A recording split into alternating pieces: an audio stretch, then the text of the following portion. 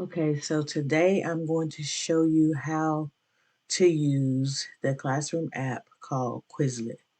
You can find this app at Quizlet.com. It's a lot of ads popping up because it's free, but I did not do the free trial. I just went in and signed in my Google account, and right now I'm on flashcards. So I clicked on this arrow up top that says Create, and once I go into Create, you could create a class, which I did that. SMU's third grade, I did third grade. I unclicked allow class members, unclicked this because I don't want students to be able to add members nor invite new members.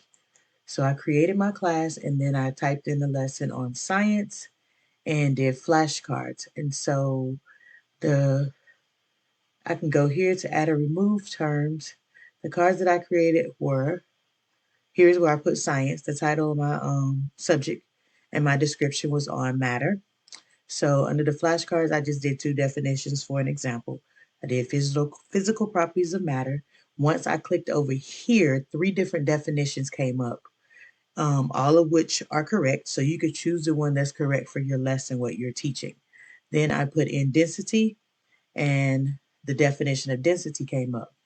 This app is good for the students because it allows them to have flashcards to study with. So here, physical properties of matter. If you click on the actual card, the definition comes up. How matter is described according to physical characteristics, blah, blah, blah. Go to my next card, density, the definition of density.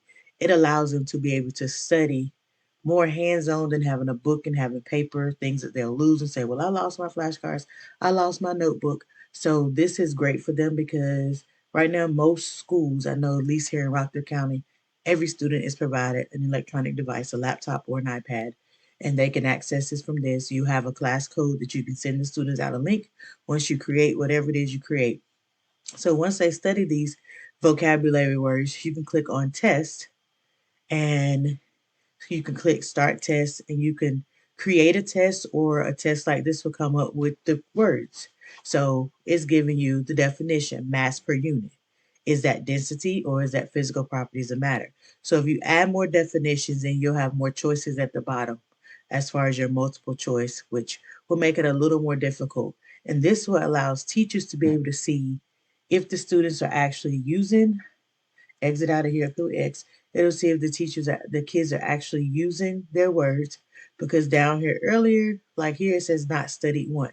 You haven't studied these terms yet. So it lets you know if the students have clicked on the terms, if they've studied the terms.